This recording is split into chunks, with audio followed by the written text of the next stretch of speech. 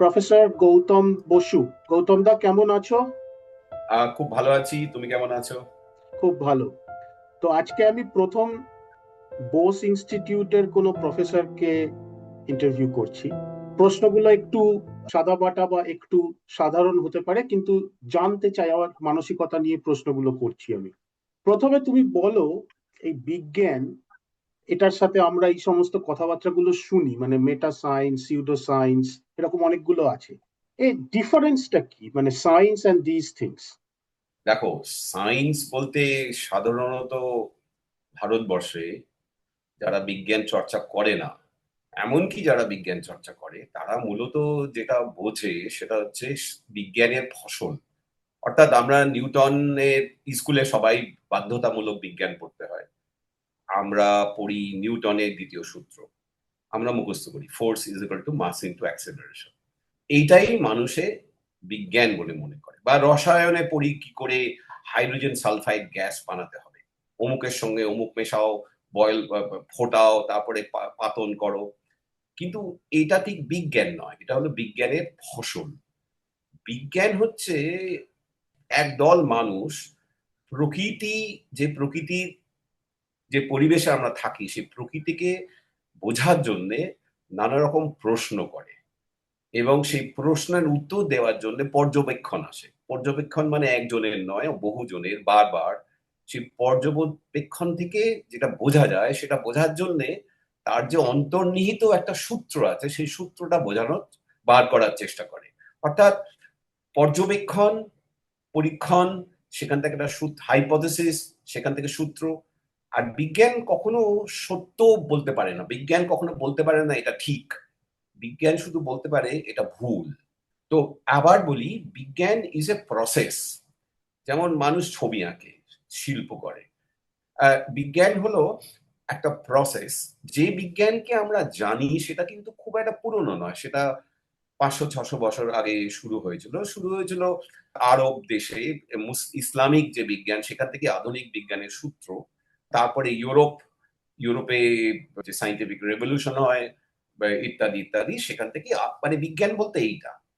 এইবারে যেমন ধরো, আমি তুমি দুজনেই দেখি যে সূর্য পূর্ব দিকে ওঠে, পশ্চিম দিকে নামে। ভালো কথা, এতে আমাদের গায়ে কিচ্ছু এসে যায় না। কিন্তু একজন হঠাৎ বলল, ব্যাপারটা কি হচ্ছে, কেন এটা হচ্ছে? পৃথিবী কি সূর্যের চারিদিকে ঘুরছে, না সূর্য পৃথিবীর চারিদিকে ঘুরছে? এই যে ধারণাটা, এই প্রশ্নের উত্তর তুমি কি করে দেবে? আসলে তুমি যদি পৃথিবীতে বসে থাকো, তাহলে দুটোই সত্য, আপেক্ষিক। অথচ দেখো, আমরা মুখস্থ করেছি যে সূর্য পৃথিবীর চারিদিকে ঘুরছে না, পৃথিবী সূর্যের চারিদিকে ঘুরছে। আমরা যখন মুখস্থ করেছি, আমরা একবারও মাস্টারমশাইকে জিজ্ঞেস করিনি আপনি বুঝলেন কি করে। উল্টোটাও তো সত্যি। এইবারে তুমি যদি বোঝার চেষ্টা করো এটা আমরা জানলাম কি করে। একদম প্রথমে টলেমি বলে এক গ্রিক দার্শনিক ছিলেন, তার বক্তব্য ছিল যে না ভাই, পৃথিবী স্থির, গ্রহ সূর্য সব পৃথিবীর চারিদিকে ঘুরছে।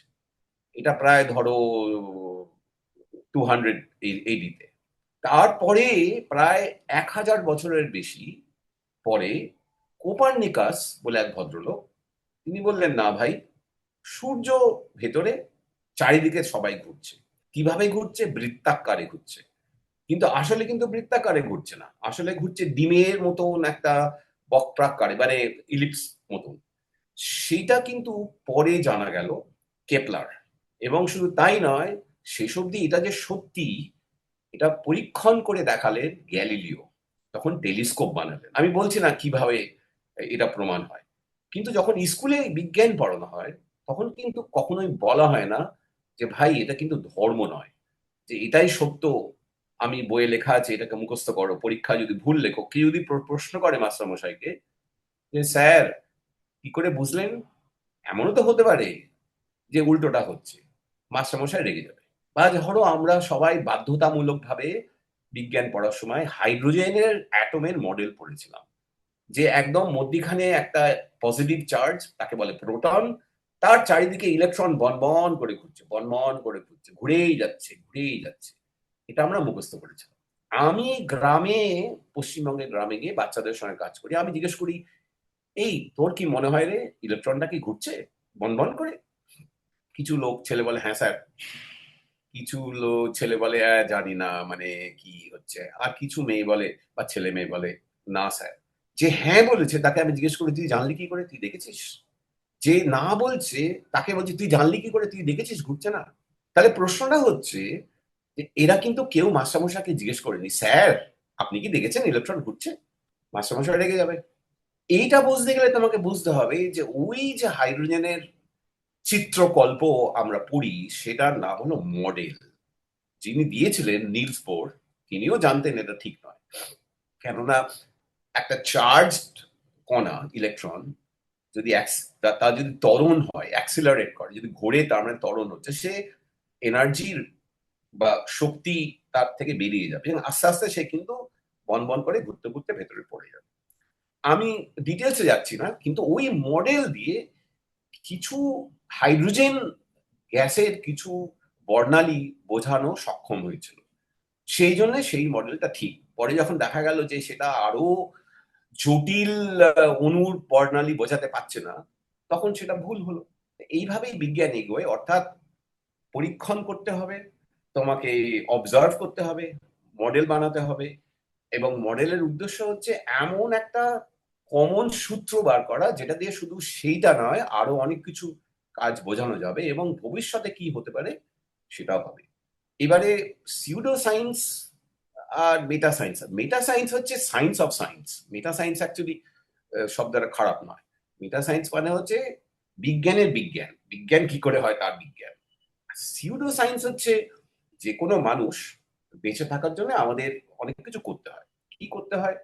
আমাদের আশেপাশে যারা মানুষ আছে তাদের সঙ্গে সয়ে চলতে হয়, যে শক্তিশালী তার পদানত হয়ে থাকতে হয়, এবং আমাদের যে প্রকৃতির নানা রকম জিনিস হয়। ধরো জ্বর হলো, এই কোভিড হলো, হঠাৎ দেখা গেল এক পাল লোক মারা গেল। এবার ধরো সেই সময় আমরা জানি না ভাইরাস কি, আমরা জানি না কি করে এটা হয়। তাহলে মানুষ সেটা বোঝার জন্য কি করবে? একটা কিছু মডেল দেবে, যে একটা ভূত এসেছিল, ওই তুই বা খারাপ কাজ করেছিস বলে এটা হয়েছিল। মানে we are always trying to justify. এখানে একটা মডেল দেওয়া হচ্ছে, কিন্তু সেই মডেলের পেছনে যুক্তি নেই, জাস্টিফিকেশন আছে। কেন আমাদের জাস্টিফাই করতে হয়? ধরো একজন মানুষ মারা গেল, অনেক রকম জাস্টিফিকেশন হয়। ওই ডাক্তারকে যদি আমি বদলাতাম তাহলে উনি মারতেন না, এই মরতেন না, বা এই মুখ হয়েছে।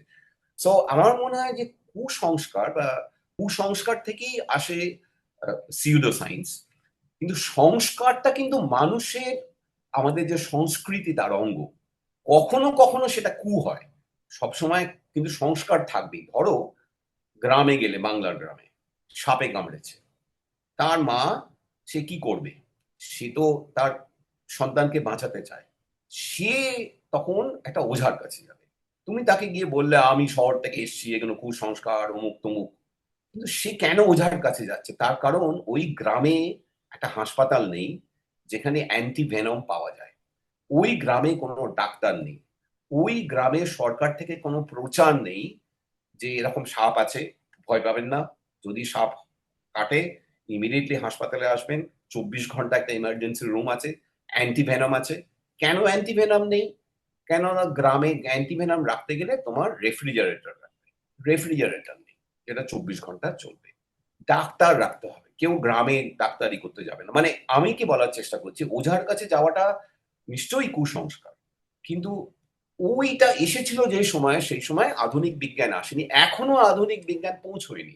যদি পৌঁছতো মার কাছে, মা যেত না। এটাই হলো বিজ্ঞান বা সায়েন্স, মেটা সায়েন্স আর সিউডো সায়েন্স। সায়েন্সের আসলে কোনো উদ্দেশ্য থাকে না। মানে কেন আমাদের পৃথিবী ঘুরছে না, সূর্য ঘুরছে, জেনে কার কি হবে? কোনো উদ্দেশ্য নেই। বা আইনস্টাইন যখন বসে বসে সুইজারল্যান্ডে তার পেটেন্ট অফিসে ইকুয়েশন করছেন, সেখান থেকে বার করছেন রিলেটিভিটি, তার কোনো উদ্দেশ্য নেই, কৌতূহল আছে।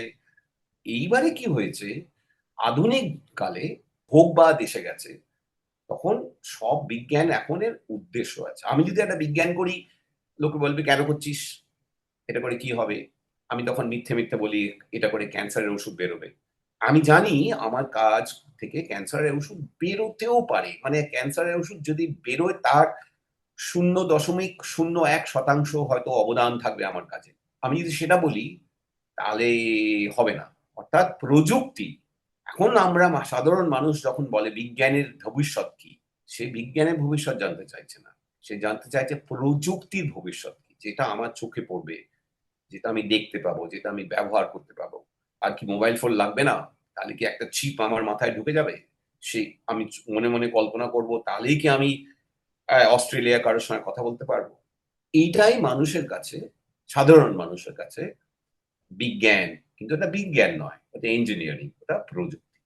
আর আরেকবার শেষ করার আগে বলি, প্রযুক্তি কিন্তু বিজ্ঞানের আগে। প্রযুক্তি কিন্তু প্রযুক্তির জন্য কোনো যুক্তির দরকার হয় না। ধরো আমরা ডাংগুলি খেলতাম, আমি জানি না তুমি খেলেছো কিনা, আমি খেলেছি। সেই ডাং আর গুলি কিন্তু কোনো মলে কিনতে পাওয়া যেত না, আমরাই একটা ছুরি কিংবা দা দিয়ে সেই ডাংটা বানাতাম, গুলিটা বানাতাম। এবার গুলিটা যে ঠিক মতন মারলে উঠবে, কি করলে উঠবে, এটা কিন্তু কোনো অঙ্ক কষে আমরা বার করিনি। আমরা চেঁচে চেঁচে করে করে ট্রায়াল এন্ড এরর করতে করতে ওখানে, ওটা কিন্তু প্রযুক্তি, ওটা কিন্তু এটা অন্তর্নিহিত বিজ্ঞান আছে। সে কিন্তু সেটা ছাড়াই আমি হিউরিস্টিক বা ট্রায়াল এন্ড এরর মেথডে, প্র্যাকটিক্যাল মেথডে করেছি। বা ধরো ঘুড়ি ওড়াতাম আমরা, আমি উড়িয়েছি, তখন অত ঘুড়ি পাওয়া যেত না, সেই জন্য ঘুড়িতে যদি গর্ত হয়ে যেত, সেই গর্তটা আমরাই আবার আঠা এবং কাগজ দিয়ে আটকাতাম। আঠা পাওয়া যেত না, গঁদ দিয়ে, তারপরে তোমার ভাত দিয়ে করতাম। তখন করতে করতে বুঝলাম যদি ডান দিকে একটা ফুটো একটা কাগজ দিয়ে আটকাই ঘড়িটার, তাহলে ঘড়িটা গোঁত্তা খেয়ে যাচ্ছে। তাহলে বাঁ দিকেও যদিও গর্ত নেই, সমান ওজনের একটা কাগজ আটকাতে হবে। এই যে আমি করলাম, আমি ছিলাম প্রযুক্তিবিদ, বিজ্ঞান পড়িনি, কিন্তু বিজ্ঞানের যে অন্তর্নিহিত তত্ত্ব সেটা ব্যবহার করছি। আমি কিন্তু সেন্টার অফ গ্র্যাভিটি, কোত্থেকে হাওয়া আসছে, কি করতে হবে, আমরা করিনি। প্রযুক্তি এসছে বিজ্ঞানের আগে, এখন প্রযুক্তি বিজ্ঞান নির্ভর। কিন্তু তবুও বলি, প্রযুক্তির প্রশ্ন হচ্ছে যে ওরা প্রশ্ন দিয়ে শুরু করে যে আমি এই মোবাইল ফোনটা দারুণ কাজ করছে, আমি চাই এই মোবাইল ফোনটা যেন বুঝতে পারে কোনটা নিচু কোনটা উঁচু, কোন দিকে মাটির তলায়, কোন দিকে, এবার আমি করবোটা কি করে, কি করে, এটাই আমার প্রশ্ন। তাহলে এর ভেতরে এমন একটা জিনিস বসাতে হবে যেটা দিয়ে ও এর ওরিয়েন্টেশন ওটা নিজে বুঝতে পারবে। প্রশ্ন হয়ে গেল, কি চাই হয়ে গেল। সেটা করতে গিয়ে কখনো বিজ্ঞান, কখনো হিউরিস্টিক, কখনো কমন সেন্স, এইভাবেই প্রযুক্তি এগোয়। সায়েন্স সেটা একটা পিওর হলো, আর প্রযুক্তি কাইন্ড অফ ম্যানিফেস্টেশন হলো। এর কোনো গোল নেই, কিন্তু প্রযুক্তির একটা গোল আছে, সলভিং সাম প্রবলেম। একটা সময় প্রযুক্তির উদ্দেশ্য ছিল সলভিং সাম প্রবলেম, এখন অনেকটা হয়ে গেছে how to make more money, how to make profit. এবারে হচ্ছে তুমি পড়াশোনা করেছো হচ্ছে বায়োফিজিক্স নিয়ে। না না, আমি পড়াশোনা করেছি, কেমিস্ট্রিতে বিএসসি করেছি, কেমিস্ট্রিতে এমএসসি করেছি, কেমিস্ট্রিতে পিএইচডি করেছি, তারপরে কাজ করেছি বায়োফিজিক্স। আমি ওপর ওপর থেকে যেটুকু বুঝেছি, একটা মলিকিউল বা মলিকিউল সংক্রান্ত এই জায়গাটা নিয়ে তুমি অনেক দিন লড়েছো, কাজ করেছো, বোঝার চেষ্টা করেছো, এটসেট্রা। একটু এই বায়োফিজিক্স যে জায়গাটা তুমি কাজ করেছো সেটা একটু বোঝাবে। আর দ্বিতীয় যেটা, সেটা হচ্ছে যে এই যে সবকিছুই তো ফাঁকা, মানে অন্তত এই মডেল তুমি যেটা বললে, আমরা যখন একটা কিছু দেখছি মলিকুলার লেভেলে, সে মাঝখানে কিছু একটা চারিদিকে ঘুরছে, সবই ফাঁকা। সেই ফাঁকা থেকে একটা পাথর, মানে হাউ সামওয়ান থট যে এর ভেতরে এত কিছু ফাঁকা হতে পারে বা ফাঁকা থাকতে পারে, বা এই ব্যাপারটা কিভাবে দেখো, তুমি বলছো যে আইডিয়া অফ অ্যাটম এলো কি করে। অর্থাৎ বলতে পারো? একটা বাড়ি, সেই বাড়িটাই আমরা দেখতে পাচ্ছি, বাড়িটা প্লাস্টার করা, দেওয়ালগুলো। একজন হঠাৎ বলল, দাঁড়া, ওই দেওয়ালটা না আসলে ছোট ছোট ইট দিয়ে বানানো, ইট বসিয়ে বসিয়ে বসিয়ে দেওয়ালটা বানানো হয়েছে। এই যে আইডিয়াটা, যে large macroscopic object is actually made up of small units, অর্থাৎ একটা বড় জিনিস যেটা আমরা দেখতে পাই, সেটা যদি ভাঙি, ভাঙতে ভাঙতে ভাঙতে ভাঙতে সেটা ছোট ছোট এমন জিনিস থাকবে, ইউনিট, ইটের মতন, যেটা আমরা চোখে দেখতে পারি না, কিন্তু ওইটা দিয়ে তৈরি। তো এটার একটা দার্শনিক ধারণা। আমাদের ভারতেও একজন কনাদ বলেন ছিলেন, একজন কনাদের যে দর্শন। আমি যেটা বলার চেষ্টা করছি, দ্য আইডিয়া দ্যাট একটা বড় জিনিস যে ছোট ছোট জিনিস দিয়ে তৈরি, এটা তো কেউ আগে দেখেনি, এটা একটা দর্শনের অংশ হিসেবে ছিল। এবং তারপরে এটা আস্তে আস্তে বোঝা গেল। এবারে ঠিক কি করে বোঝা গেল সেই ডিটেলস আমি বলবো না, কেননা একটু কমপ্লেক্স হয়ে যাবে, কিন্তু খুব বেশি দিন নয়। জন ডাল্টন প্রথম অ্যাটম, মানে যে অ্যাটম আমরা বুঝি, মলিকুল ভুলে যাও, অর্থাৎ অণু ভুলে যাও, পরমাণু যেটা, এই পরমাণুর যে আইডিয়া, এটা জন ডাল্টন বেশি দিন নয়, 150 বছর 200 বছর আগে দেখতে হবে, মানে খুব বেশি নয়।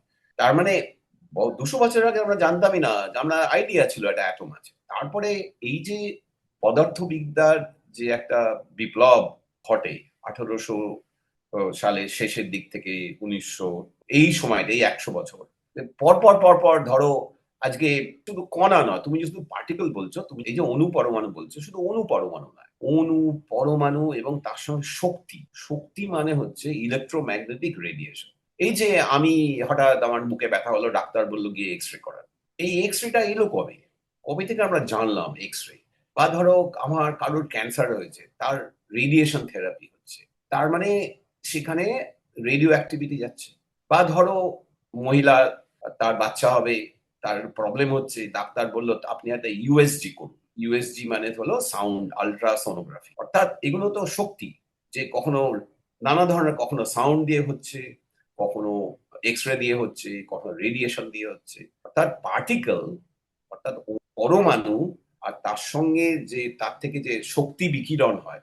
আমি যেটা বলার চেষ্টা করছি, 150-200 বছর আগে থেকেই, আগেই মাত্র আমরা জানতে পারি। এখন আমরা যে কোনো জিনিসের, যে কোনো বস্তু যে স্বরূপ আমরা জানি যে সেটা শেষ অব্দি মলিকুল দিয়ে বানানো। বা ইলেকট্রিসিটিও খুব, যে ইলেকট্রন একটা দিক থেকে, একটা বস্তুর একটা দিক থেকে একটা দিক যাচ্ছে, সেটাও তো খুব বেশি দিন আগে আবিষ্কার হয়নি। তাই এবারে লোহা দিয়ে ইলেকট্রিসিটি পরিবাহী, কাঠ নয়। এবার প্রশ্ন হচ্ছে কেন? কেন জানতে গেলে তোমার জানতে হবে কাঠটা কি দিয়ে তৈরি, লোহাটা কি দিয়ে তৈরি, কি এমন ঘন্টার মাথা আছে লোহায় যে ইলেকট্রন একদম আহ, জলের মতন ফ্লো করছে সেখানে। মানে আমার মনে হয় তুমি সেই ওই এক্সপেরিমেন্টার কথা ভাবছো, যেখানে একটা খুব পাতলা লোহার পাতে আলফা পার্টিকেল ফেলা হয়েছিল। দেখা গেল যে বেশিরভাগ আলফা পার্টিকেল সোজা বেরিয়ে গেল, কয়েকটা আলফা পার্টিকেল মাত্র ডান দিকে বাঁ দিকে বেঁকে গেল।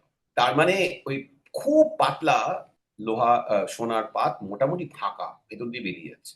সেটা তো অ্যাটমের, কিন্তু সেই ফাঁকা ঠিক আমরা যে অর্থে ফাঁকা ভাবি, মানে এই আমার আঙুল ধরলাম মধ্যিখানটা ফাঁকা, সেই অর্থে ফাঁকা নয়। আমার আঙুলটাও মূলত ফাঁকা, কিন্তু আমরা যখন মানুষ হিসেবে কোনো জিনিস অনুধাবন করি, সেটা আমাদের পঞ্চ ইন্দ্রিয় দিয়ে অনুধাবন করি। অর্থাৎ ফাঁকা কথাটা যেভাবে বুঝি, তুমি চেয়ারে বসে আছো, সে চেয়ারটা মূলত ফাঁকা, তা তুমি পড়ে যাচ্ছ না।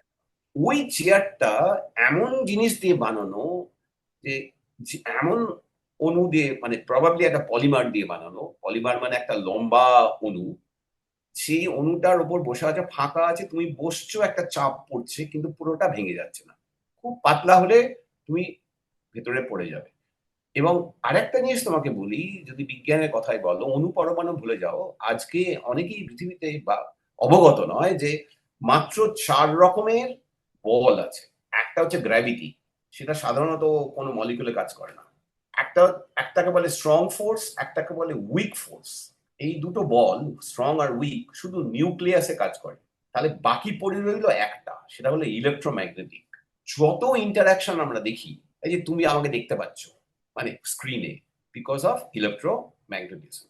এই আমার ঘরের একটা আলো কণা এসে আমার নাকে পড়ছে, আমার নাকের রংটা সাদা, এই আলোর কণা গিয়ে পড়ছে আমার ক্যামেরায়, সেই ক্যামেরা সেটাকে একটা ইলেকট্রিক সিগন্যাল করে ইন্টারনেটে পাঠাচ্ছে তোমার কাছে, সেখান থেকে ওটা স্ক্রিনে তোমার কাছে আসছে। স্ক্রিন থেকে যে আলো বেরোচ্ছে কণা, সেই কণা গিয়ে পড়ছে তোমার চোখে। চোখ সেই কণার, আলো কণার পড়ার পরে এখানে একটা, একটা নয় অনেকগুলো অণু আছে, সেই অণুর ত্রিমাত্রিক গঠন বদলাচ্ছে। সেই ত্রিমাত্রিক গঠন বদলানোর জন্য এবারে তোমার নার্ভে একটা ইলেকট্রিক সিগন্যাল তৈরি হচ্ছে, সেই ইলেকট্রিক সিগন্যাল যাচ্ছে তোমার ব্রেনে। তোমার ব্রেন তারপরে সেই ইলেকট্রিক সিগন্যাল দেখে বলছে যে এই তো সাদা, আমাকে তো ছোটবেলা মা শিখিয়েছিল এটা সাদা। তোমাকে যদি কেউ ছোটবেলা কেউ না শেখাতো যে এটা সাদা, আমরা যখন ছোট ছিলাম আমাদের শেখাতো এটা লাল, না না ওটা সবুজ নয়, ওটা লাল, এটা এটা নীল, এটা নীল, আমাদের শিখিয়েছে। তুমিও শিখিয়েছে। তুমি যদি কেউ না শেখাতো সাদা রংটা কি, তুমি না আমার নাকের রং বুঝতে পারতে না। বলে কি একটা অদ্ভুত একটা রং। তার মানে এখানে মেমোরির সঙ্গে কানেকশন আছে। তা এই যে পুরো প্রক্রিয়াটা পুরোটাই হচ্ছে ইলেকট্রোম্যাগনেটিক ইন্টারাকশন। রেটিনাল বলে একটা অণু আছে তোমার চোখে, রেটিনাল। এই যে নার্ভ গুলো, একটা নিউরন সেল, বা ধরো এই আলো আমার নাকে পড়ছে, এটা ইলেকট্রোম্যাগনেটিক রেডিয়েশন। এই আলো যাচ্ছে আমার ক্যামেরাতে, সেটাও ইলেকট্রোম্যাগনেটিক রেডিয়েশন। অর্থাৎ এক ভাগ পেয়ে দেখতে গেলে তোমার মনে হবে দুস এটাই কি জীবন, ইলেকট্রোম্যাগনেটিক রেডিয়েশন। কিন্তু একভাবে দেখতে গেলে এটাই এটাই জীবন। কিন্তু যেটা মূল জিনিস যে একটা অণু ফাঁকা নয়, অণু হলো অনেকগুলো পরমাণু যোগ করা। এবং আমরা যখন ফাঁকা বলি, আমরা অনেকটা সেই বল অ্যান্ড স্টিক মডেল কথা ভাবি, যে একটা কার্বন, একটা বল, একটা স্টিক আর একটা কার্বন।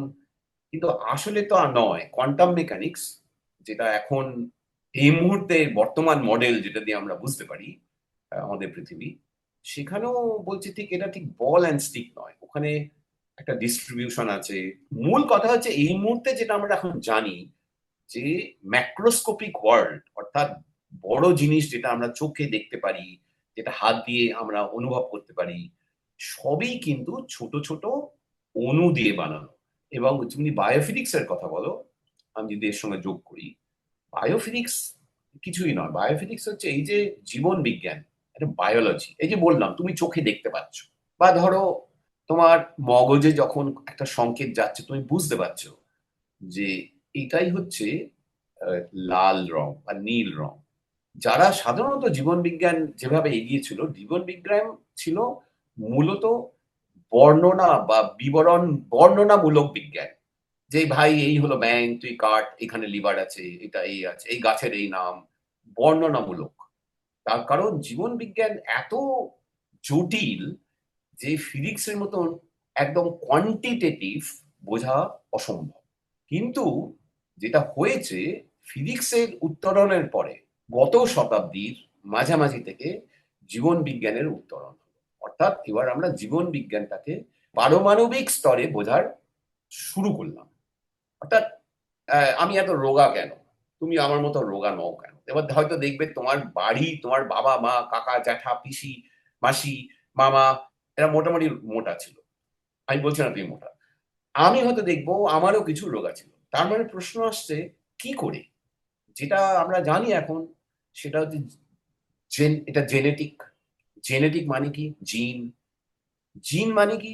সংজ্ঞা দেওয়া হয়েছিল কোনো একটা ট্রেট, অর্থাৎ কোনো একটা আমাদের যে শারীরিক লক্ষণ আছে তার একটা ইউনিট। কিন্তু জিনটা যদি আরো ভেতরে ঢোকা যায়, এখন আমরা জানি জিন হলো ডিএনএ। ডিএনএ নামক এক অণু দিয়ে তৈরি। যদি ডিএনএ নামক অণু দিয়েই তৈরি হয়, সেই ডিএনএ কি করে ইনফরমেশন স্টোর করছে, কি করে ওখানে লেখা আছে সংকেত, আমি মোটা হবো না রোগা হবো। তখন আরো বোঝা গেল যে না, ডিএনএ নিজে কিছু করে না। ডিএনএ হলো একটা লাইব্রেরির মতো, সেখানে অনেক বই থাকে, বইয়ে লেখা থাকে কে মোটা হবে, কে রোগা হবে, কে লম্বা হবে, কে বেঁটে হবে। সেই বইটা কাউকে না পড়তে হবে। যতক্ষণ না লাইব্রেরি থেকে সেই বইটাকে কেউ না পড়ছে, হবে না। তখন বোঝা গেল সেই ডিএনএ তে সংকেত আছে, কিন্তু সেই ডিএনএ থেকে তৈরি হবে একটা প্রোটিন। যতক্ষণ না একটা প্রোটিন তৈরি হচ্ছে, সংকেত গোপনেই রয়ে যাবে, সেই বইটা কেউ ইস্যু করবে না। এইবার সেই প্রোটিন হলো, সেই প্রোটিন এবার কাজ করতে শুরু করলো। যদি ডিএনএ তে সেই প্রোটিনের গন্ডগোল থাকে, তাহলে একটা গন্ডগোলের প্রোটিন তৈরি হলো। যাদের দেখবে অনেকের, আমাদের বাংলাতেও আছে, থ্যালাসেমিয়া হয়। একটা রক্তের, অনেক সময় বলে যে বিয়ে করার আগে আপনি একটু দয়া করে চেক করান থ্যালাসেমিয়া আছে কিনা। কারণ যদি দুজনেরই যদি থ্যালাসেমিয়া থাকে, কেরিয়ার মানে সে হয়তো দেখাচ্ছে না কিন্তু তার মধ্যে একটা দিক আছে, তাহলে তার বাচ্চার থ্যালাসেমিয়া হওয়ার অনেক বেশি সম্ভাবনা। থ্যালাসেমিয়া কেন হয় আমরা জানতাম না, এখন আমরা জানি যে একটা প্রোটিনের কয়েকটা অংশ একটু বদলে গেছে, সেই জন্য এটা হয়। এইবারে আমরা এখন এমন একটা অবস্থায় এসেছি যে কারোর যদি থ্যালাসেমিয়া থাকে, তাহলে কি তার কোষের মধ্যে যে ডিএনএর যে অংশটা ঠিক নয়, সেটাকে কি মেরামত করা যায়? মাত্র 4 বছর 5 বছর আগে 2020 সালে দুই মহিলা বিজ্ঞানীকে নোবেল প্রাইজ দেওয়া হয়েছিল ক্রিসপার ক্যাস বলে ব্যাকটেরিয়ার একটা অভিনব জিনিস আবিষ্কার করার জন্য। ব্যাকটেরিয়া কিভাবে ভাইরাসের বিরুদ্ধে কাজ করে সেইটা করতে গিয়ে জানা গেল যে ব্যাকটেরিয়া ভাইরাসের কিছু ডিএনএ নিজের ডিএনএ তে ঢুকিয়ে নেয়। তাহলে প্রশ্ন হলো, তাহলে কি আমরাও মানুষের ডিএনএ এইভাবে বদলাতে পারবো? এবং তার উপর নির্ভর করে আমি কয়েকদিন আগেই পড়ছিলাম থ্যালাসেমিয়া রোগী ওই ডিএনএ বদলানোর যে পদ্ধতি সেটা অ্যাপ্রুভড হয়েছে, অর্থাৎ যে ফেডারেল ড্রাগ এজেন্সি, কেননা যে কোনো অসুখের জন্য যদি কোনো তুমি সারানোর জন্য কোনো ওষুধ বা কোনো পদ্ধতি আনো, সেটাকে একটা ছাড়পত্র পেতে হয় যাতে মানুষের জন্য ক্ষতিকর না হয়। ছিল সেই গ্রেগার মেন্ডেল 1890 নাগাদ প্রথম কড়াইশুটির গাছ তৈরি করে, মানে নানা রকম পরপর জেনারেশন বানিয়ে দেখিয়েছিল যে কি করে মানে একটা প্রজন্ম থেকে আর একটা প্রজন্ম কোনো একটা ধর্ম যায়। তারপরে বোঝা গেল সেটা জিনের একটা ডেফিনেশন হলো। জিন জিনিসটা কি তখনও বোঝা যাচ্ছে না। তারপরে বোঝা গেল ওটা আসলে ডিএনএ দিয়ে তৈরি তাহলে কি হলো। তারপরে বোঝা গেল সেখান থেকে প্রোটিন হয়। তারপরে প্রোটিন তো কি হলো, প্রোটিন কি করে কাজ করে। ধরো আমি আজকে কথা বলছি, এখন আমার গলায় এখানে বড্ড বেশি শক্তির দরকার হচ্ছে। শক্তির জন্য অক্সিজেন লাগবে, অক্সিজেন পুড়িয়ে শক্তি করতে হবে।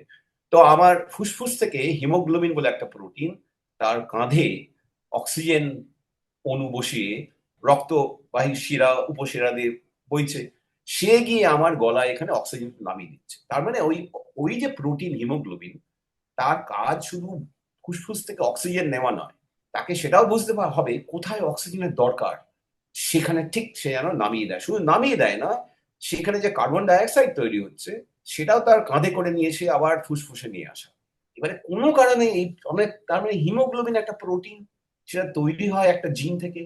হিম এ দুটো জিন আছে, হিম এ আর হিম এবারে আলফা বিটা।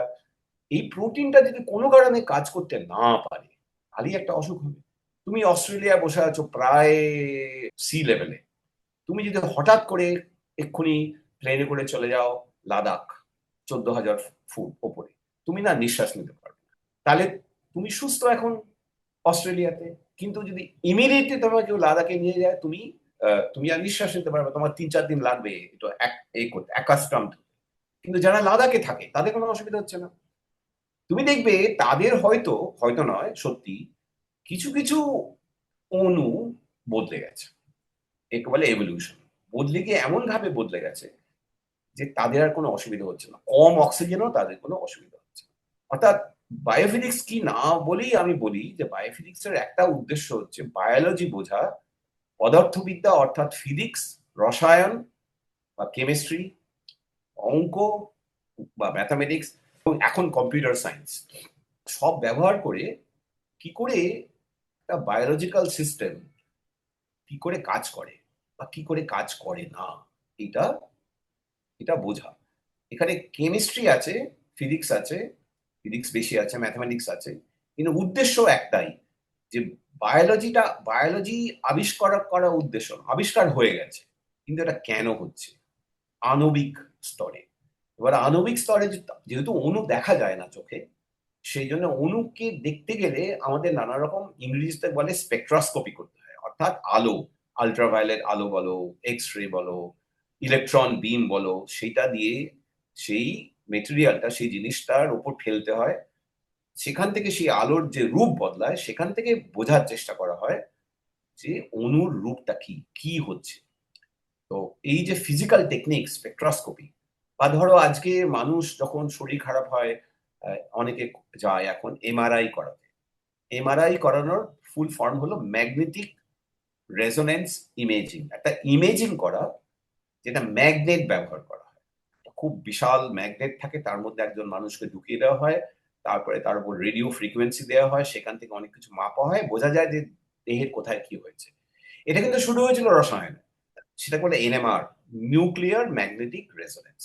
এবার ধরো একটা অণু, সেই অণু ত্রিমাত্রিক গঠন কি, তার 3 ডিমেনশনাল শেপটা কি, কি করে বুঝবে? একটা উপায় হচ্ছে সেই অণু প্রোটিন তার একটা দ্রবণ বা সলিউশন বানালে, একটা ভীষণ শক্তিশালী ম্যাগনেট বা চুম্বকের মধ্যে তাকে রাখলে, এবং তার উপর তুমি রেডিও ফ্রিকোয়েন্সি বর্ষণ করতে শুরু করলে, নানা রকম ফ্রিকোয়েন্সি, কোন ফ্রিকোয়েন্সি সে নিচ্ছে, শোষণ করছে, কোনটা করছে না, এই করে করে অঙ্ক কষে, অঙ্কটা কোত্থেকে আসছে? ফিজিক্স থেকে। তুমি বুঝে গেলে যে তার ত্রিমাত্রিক গঠন।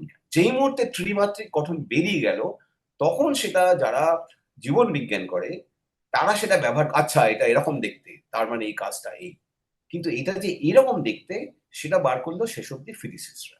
কারণ তুমি ধরো শরীরের ভেতরেই প্রোটিন কথাগুলো বললে, আবার আমরা বাইরে থেকেও ডিফারেন্ট টাইপ অফ প্রোটিন খাই এবং বেশি করে প্রোটিন খাও ইত্যাদি বহু কথাবার্তা আজকাল চলছে।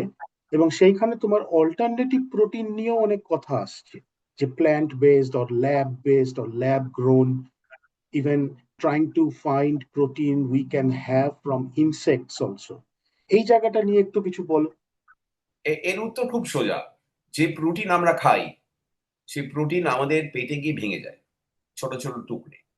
প্রোটিন তৈরি হয় 20টা অ্যামিনো অ্যাসিড দিয়ে। 20টা অ্যামিনো অ্যাসিড, তাদের নানা রকম নাম আছে, অ্যালানিন, ভ্যালিন, টাইরোসিন, ট্রিপ্টোফ্যান, ঘন্টার মাথা। এই 20টা অ্যামিনো অ্যাসিড একটার পর একটা সাজিয়ে সাজিয়ে একটা ফুলের মালার মতো তৈরি হয়, সেটাই তার ত্রিমাত্রিক গঠন হয় এবং সে কার্যক্ষম হয়। এবার যে প্রোটিন আমরা খাই সেই প্রোটিন তো আর কাজ করার জন্য নয়, সেটা পাকস্থলীতে গিয়ে ক্ষুদ্র অন্ত্রে গিয়ে বৃহৎ অন্ত্রে গিয়ে ভেঙে যায়। সুতরাং কি প্রোটিন খাচ্ছি, সেটা প্লান্ট না সেটা অ্যানিমাল না সেটা ইনসেক্ট, কিচ্ছু এসে যায় না। মুশকিলটা হচ্ছে প্ল্যান্ট যখন আমরা খাই আর যখন অ্যানিমাল খাই শুধু প্রোটিন থাকে না, প্রোটিন অ্যানিমেলে বেশি থাকে, তার কারণ আমরা অ্যানিমেলের যে মাসল আমরা খাই, হ্যাঁ, সেখানে আরো বেশি প্রোটিন থাকে। প্লান্টে সেই হিসেবে প্রোটিন হয়তো কম থাকে, থাকে বীজে থাকে, সেই জন্য ডাল খেতে বলে, ছোলা খেতে বলে, সেখানে প্রোটিন বেশি থাকে। কিন্তু যেটা মুশকিল সেটা হচ্ছে যে অ্যানিমাল প্রোটিন খেলে সেই প্রোটিনের সঙ্গে আরো অনেক কিছু থাকে যেটা সবসময় আমাদের শরীরের জন্য ভালো নয়। সে কোলেস্টেরল হতে পারে, এই হতে পারে, রেড মিট হতে পারে, এইটা। আর একটা জিনিস হচ্ছে যে অ্যানিমাল প্রোটিন না খাওয়ার যুক্তি একটাই, সেটা হচ্ছে যে ভারতবর্ষে এখনো, আগে তো ছিলই, যখন কেউ মাংস খায় অনেকটা ভাত, ডাল, তরকারি, 1 পিস মাংস বা 2 পিস মাংস ছোট ছোট, এইভাবেই লোকে মাছ খেলো, একটুখানি মাছ। কিন্তু তুমি একটা পশ্চিমী দেশে থাকো, তুমি জানো যে পশ্চিমী দেশে কিন্তু, যেটা আসলে উদ্ভব হয় ঠান্ডার দেশে, অস্ট্রেলিয়া নয়, ইউরোপে, সেখানে মাছ মাংসই বেশি হতো। ওখানে তো ভাত হতো, চাল হতো না, সবজিও হতো না, ঠান্ডার দেশ। সেখানে মানুষের মূল জিনিসটাই হচ্ছে একটা স্টেক, এত বড় মাংস, তার সঙ্গে 1 বাটি ভাত। এখানে এতটা ভাত, তার সঙ্গে 1 বাটি মাংস। তো এই যে পশ্চিমী দেশের যে খাওয়া, যেখানে যে পরিমাণ মাংস, মাংস খাওয়া না, যে পরিমাণ মাংস খাওয়া হয়, সেই পরিমাণ মাংসর যোগান দিতে যে পরিমাণ গবাদি পশু মানুষ পোষে ফার্মে, অস্ট্রেলিয়া তার একটা বিরাট উদাহরণ। সেই গবাদি, তার মানে কি, তুমি যদি যে ঘাসটা ওকে খাওয়াচ্ছ, যে সয়াবিনটা তুমি একটা পশুকে খাওয়াচ্ছ, খাইয়ে তার মাংস খাচ্ছ, তুমি যদি সয়াবিনটাই খেতে, তাহলে এটা পরিবেশের উপর অনেক কম তার এফেক্ট হতো। আর একটা জিনিস মনে রাখবে যে গবাদি পশু মিথেন তৈরি করে। তুমি যদি একটা দেশলাই বাক্স নিয়ে একটা গরুর পেছনে দাঁড়াও, জ্বালাও, দেখবে আগুন ধরে যাবে। গবাদি পশু মিথেন তৈরি করে, তার কারণ ঘাস হজম করার ক্ষমতা নেই গবাদি পশু, একটা ব্যাকটেরিয়া থাকে তাদের পেটে, সেই জন্য তারা জাবর কাটে। দেখবে কেউ গরু কখনো খেয়ে ফেললো না, আবার তুললো, খেলো, আবার ভেতরে ঢোকালো, ওইখান থেকে মিথেন তৈরি হয়। মিথেন একটা গ্রিন হাউস এফেক্ট গ্যাস, অর্থাৎ এই পরিমাণ মিথেন বের হওয়া আমাদের বিষ্ণু উষ্ণায়নে যোগ করছে। তার মানে দাঁড়ালো, প্রোটিন তুমি কি খাচ্ছ সেটা বড় কথা না। তুমি যদি অ্যানিমাল প্রোটিন খাও, তাহলে সেই অ্যানিমালের প্রোটিন ছাড়াও আরো অনেক কিছু আছে যেটা খাচ্ছ, সেটা থেকে, সেটা আমাদের শরীরের পক্ষে বা বেশি খাওয়া ভালো নয়। দ্বিতীয় কথা হচ্ছে পরিবেশের বান্ধব নয়। অনেক পশ্চিমী দেশের লোক এখন নিরামিষ খায়, তার কারণ ফর পরিবেশের কারণে। আর আর জেনেটিক ইঞ্জিনিয়ারিং বলছে, জেনেটিক ইঞ্জিনিয়ারিং খুবই ভালো, অনেক কিছু করা যায়। একটা জিনিস মনে রাখবে, যখন ইঞ্জিনিয়ারিং করি, ধরো এই ফোনটা যখন একটা ইঞ্জিনিয়ারিং করে তৈরি হলো, এটা একমাত্র মাথায় রাখা হয়েছিল যে এটা কি করে ব্যবহার হবে। এটা ব্যবহার 5 বছর করার পরে যখন এটা ব্যবহার শেষ হয়ে যাবে, তখন এটা কি হবে, এটা কিন্তু ইঞ্জিনিয়ারিং মডেলে নেই, কেন তার সঙ্গে লাভ লোকসানের কোনো সম্পর্ক। কিন্তু যখন ইভলিউশন বা বিবর্তন, প্রাণের বিবর্তন যখন হয়, তখন ওইটা মাথায় থাকে। ধরো ধরো আমি মরে গেলাম, মরে গিয়ে আমি মরেই গেলাম, মানে পড়ে আছে, গৌতম পড়ে আছে, তার আর পচছে না, তার জৈব পচন হচ্ছে না, চারিদিকে লাশ পড়ে আছে, এটা তো ভালো নয়। সেটা এমন ভাবে তৈরি হয়েছে আমরা, যে তোমাকে যদি কেউ কবর না দেয়, তোমাকে যদি কেউ না পোড়ায়, তোমাকে যদি কোথাও ফেলে রাখে, একটু দুর্গন্ধ বেরবে কয়েকদিন, তারপরে ঠিক হয়ে যাবে। আরো অনেক লোকজন লোকজন আছে, ব্যাকটেরিয়া ম্যাকটেরিয়া এসে তোমায় খেয়ে নেবে। তা জেনেটিক ইঞ্জিনিয়ারিং এর একটাও অসুবিধা হচ্ছে, ধরো আমি একটা গাছ বানালাম, সেই গাছ কেন বানালাম, কেননা সেই গাছে এমন ফল দেয়, সে ফলটা আমরা খাই, কিন্তু সেই গাছে পোকা লাগছে, ফল হচ্ছে না, মাঝে মাঝে মাঝে মাঝে হচ্ছে, লাভ হচ্ছে না, লোকসান হচ্ছে। তাহলে এমন একটা জিন সেই গাছে ঢোকালাম, সেই জিন থেকে এমন একটা প্রোটিন বেরোবে, যে প্রোটিনটা ওই পোকাগুলোকে মেরে দেবে। ভালো কথা, সুন্দর হলো। কিন্তু ওই জিনটা যে পাশে অন্য একটা গাছে চলে যাবে না, একে বলে জিন জাম্পিং। এরা অনেক রকম আছে, তার কোনো নেই। অর্থাৎ যে মুহূর্তে তুমি পরিবেশ বা প্রাকৃতিক যে ভারসাম্য, সেটাকে যে মুহূর্তে তুমি একটু খোঁচাচ্ছ, তখন কি হবে সেটা যতক্ষণ না তুমি করছো বুঝতে পারছো না। একটা উদাহরণ দিই, জেনেটিক ইঞ্জিনিয়ারিং নয়, দক্ষিণ আমেরিকার একটা দেশে একজন বিরাট বড়লোক ড্রাগ লর্ড, সে তার ব্যক্তিগত ফার্মে আফ্রিকা থেকে হিপোপটেমাস এনেছিল। তার খুব শখ ছিল হিপোপটেমাস। হিপোপটেমাস জলে থাকে, দক্ষিণ আমেরিকার নদী আছে। এইবারে তার একদিন রাজত্ব শেষ হলো, তাকে বোধহয় পুলিশ টুলিশ ধরে নিয়ে গেল, কি যেটা হলো ভুলে গেছি। তার হিপোপটেমাস গুলো কি হবে, তারা বন্য হয়ে গেল।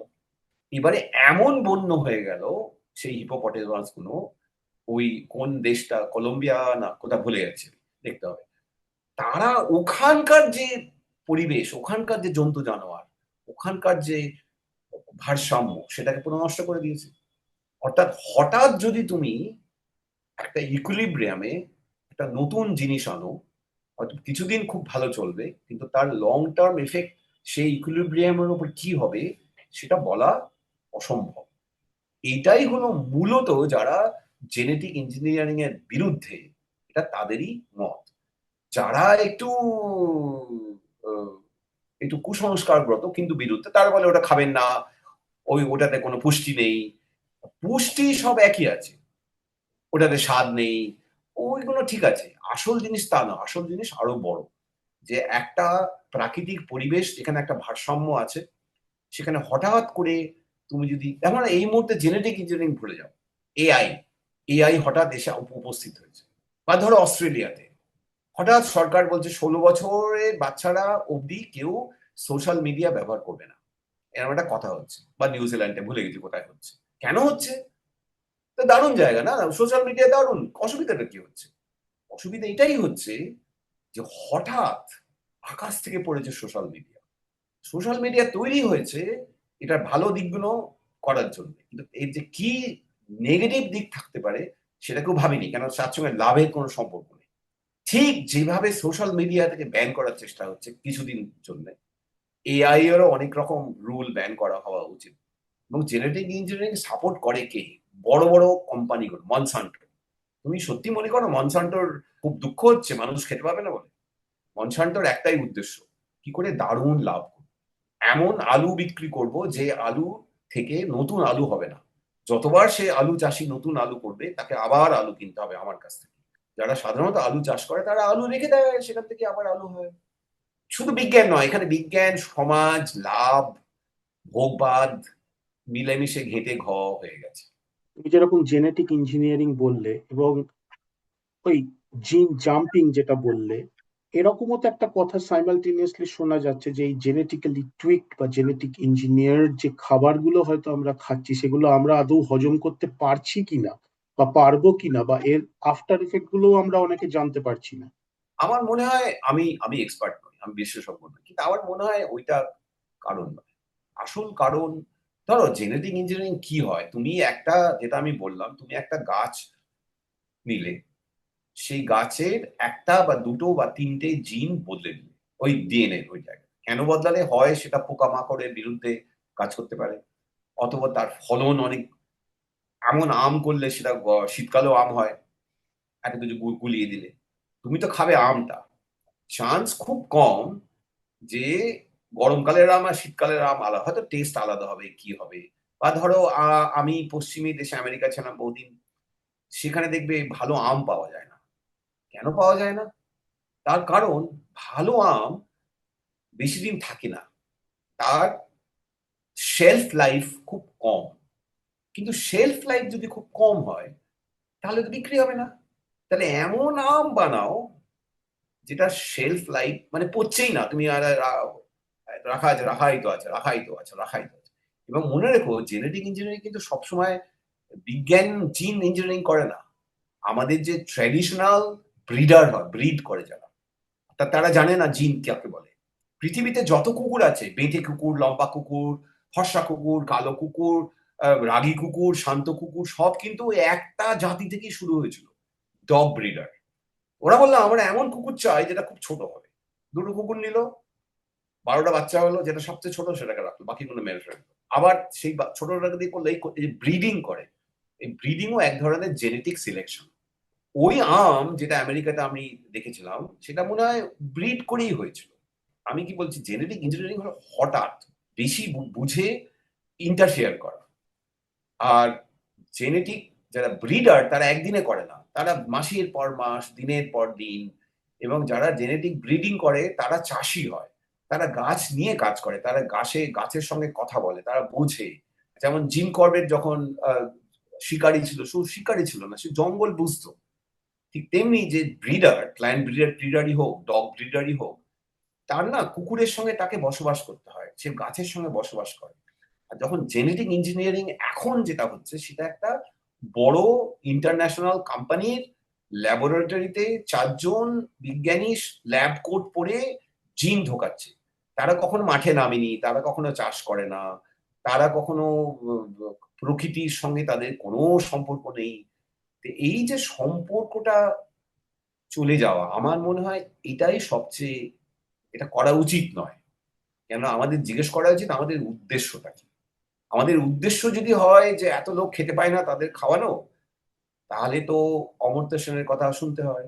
এই পৃথিবীতে যা খাদ্য উৎপাদন হয় সেটা যদি, তার যদি ডিস্ট্রিবিউশন হতো তাহলে উদ্বৃত্ত রয়ে যেত। তো সেটার দিকে তো আমরা তাকাচ্ছি না। আমরা ভাবছি যে আরো কি করে, কেননা উদ্দেশ্য যে করছে তার উদ্দেশ্য একটাই, কি করে লাভ করবো। How will I make money? How can I make so much money that I wouldn't even know what to do with it? I don't know, you may be a fan of Elon Musk. Look at Elon Musk. You think he's a happy man? He doesn't know what to do. He has made so much money and he wants to make more money. Why? What is the purpose? What is the purpose? That I think we must think. The whole world is fighting with serious weapons. One missile fired, whether it works or not, how much money, কতটা টাকা তার পেছনে নষ্ট হয়, millions and millions of dollar.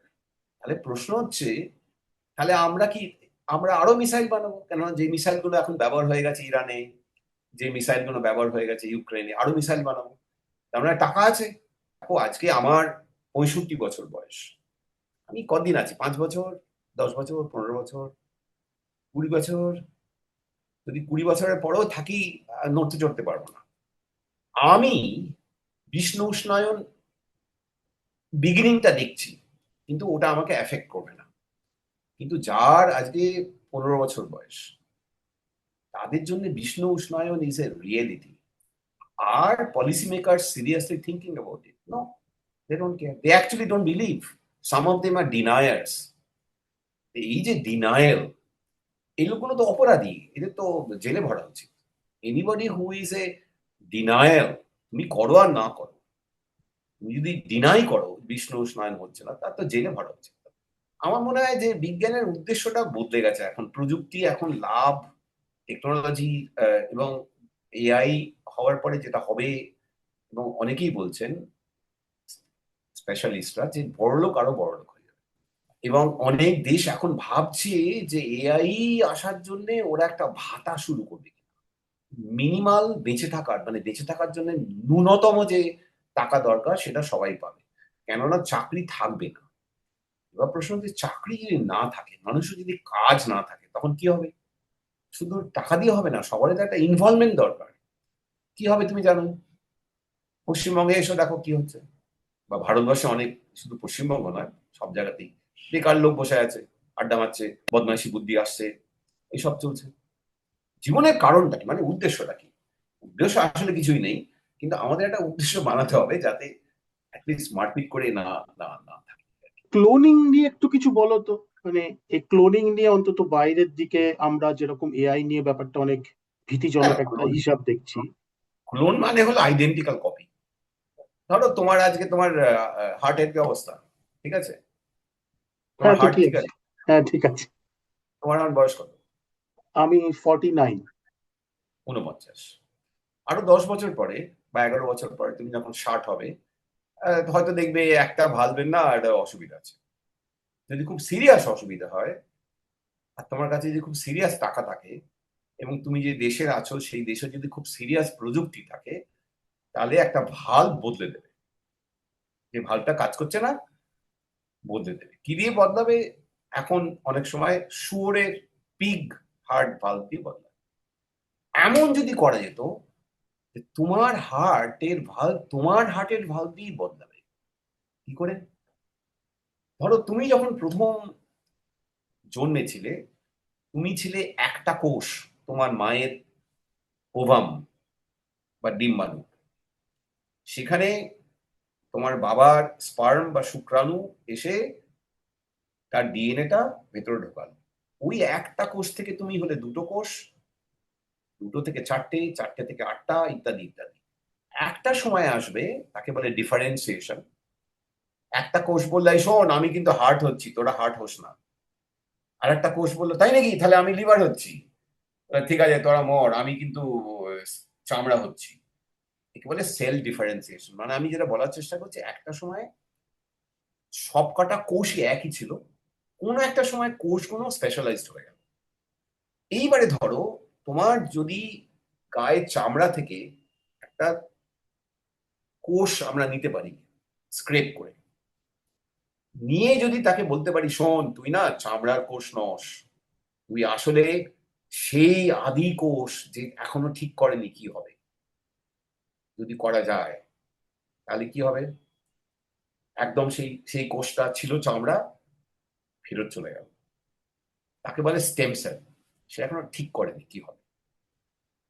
এবার তাকে যদি সেই অবস্থায় আমরা বলতে পারি, "শোন, তুই না আসলে একটা হার্ট", তাহলে ওখান থেকে একটা হার্ট হয়ে গেল, তোমার হার্ট। তার একটা ভাল তোমার এখানে বসিয়ে দেওয়া হলো। অর্থাৎ এখানে কি করা হলো? এখনো হয়নি, কিন্তু এটা একটা উদাহরণ, একটা একটা এক্সট্রিম উদাহরণ দিয়ে বললাম। এবং গত নেক্সট 25 বছরে যদি হয়ে যায়, অবাক হইও না, কেন অনেক কাজই হয়েছে স্টেম সেল নিয়ে কাজ। তাহলে কি হবে? তোমার হার্টটাকে ক্লোন করে একটা বাইরে হার্ট বানানো হলো, তার একটা ভাল্ব তোমাকে দেওয়া হলো। এবার তুমি যদি এমনি ক্লোনিং বলো, এমনি ক্লোনিং মানে ধরো প্রথম ক্লোনিং হয়েছিল একটা উম, একটা ভেড়াকে। ডলি বলে একটা শিপ ছিল, ভেড়া ক্লোনিং হয়েছিল। তাকে কি করা হয়েছিল? তাকে ওই কোষ থেকে না, তাকে পুরো ভেড়াই বানানো হয়েছে। তার মানে ধরো তোমাকে আমরা ক্লোন করলাম। ধরো ক্লোন করতে তোমার 2 বছর লাগে। 2 বছর পরে কি হবে? তুমি যখন জন্মেছিলে, তুমি যেরকম দেখতে ছিলে, একদম আইডেন্টিক্যাল একটা তুমি তৈরি হবে। তাহলে তুমি দুটো হয়ে গেলে, একটা তুমি বয়স হয়ে গেছে, বুদ্ধি হয়েছে, আর একটা হলো বাচ্চা তুমি। এদের মধ্যে কোনো পার্থক্য নেই। তার মানে তোমার মধ্যে যে গুণগুলো আছে সেটা ওর কাছে আছে। তোমার মধ্যে যে যে জেনেটিক দোষ আছে, গুণ মানে জেনেটিক, সেটা ওর মধ্যে আছে। তার মানে এটা হলো নন রিপ্রোডাক্টিভ। এটার জন্য আরেকজন পার্টনারের দরকার হলো না। আরেকজনের পার্টনার যদি দরকার না হয়, তাহলে এইরকম ক্লোন জিনিস সেসব দিয়ে খুব একটা ভায়াবল হয় না।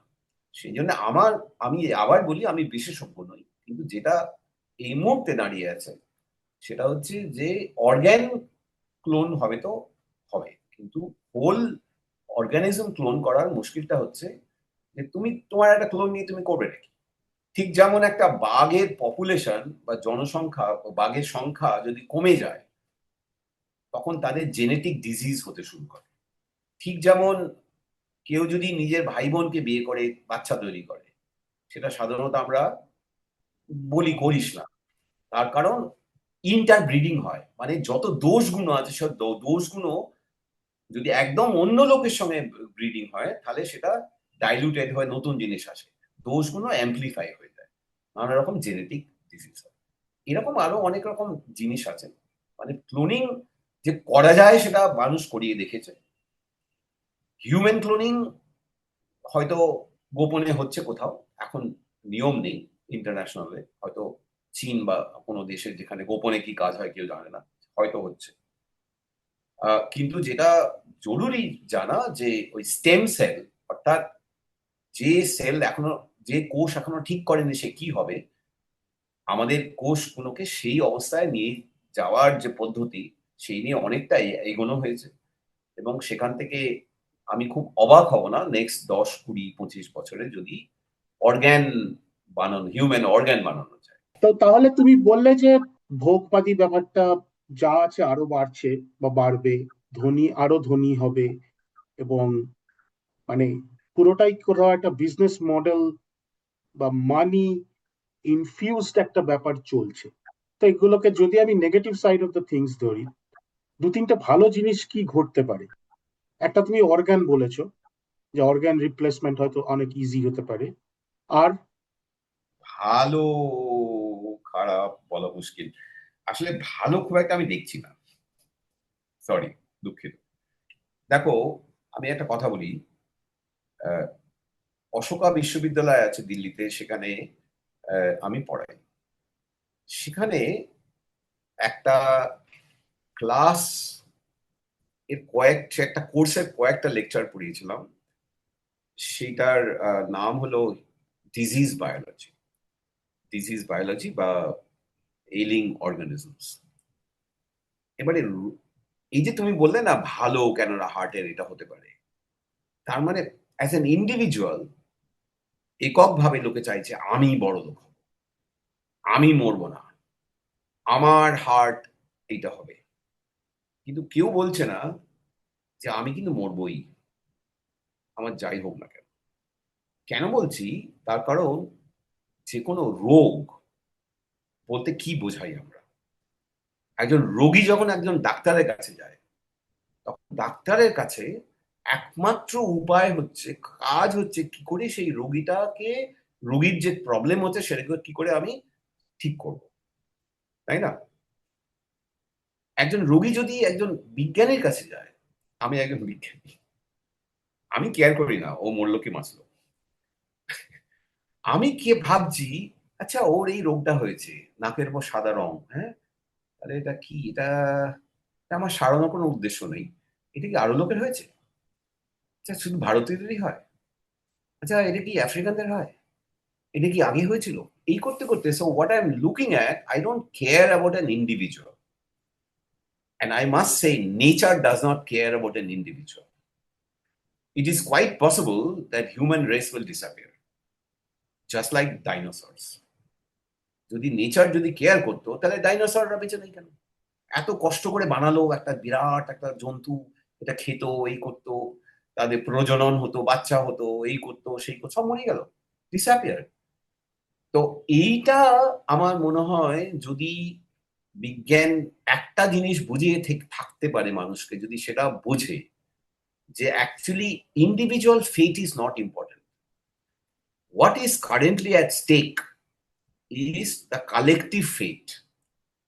এবং কালেকটিভ ফেট যদি আমাদের ডিল করতে হয়, তাহলে ইমিডিয়েটলি গ্লোবাল ওয়ার্মিং এর যে যে কারণে হচ্ছে সেইগুলো যদি আমরা যৌথভাবে কালেকটিভলি সব কটা দেশ নিজের মধ্যে ঝগড়া না করে করতে পারি, তাহলে 50 বছর পরে আমি শুধু দেখছি অন্ধকার।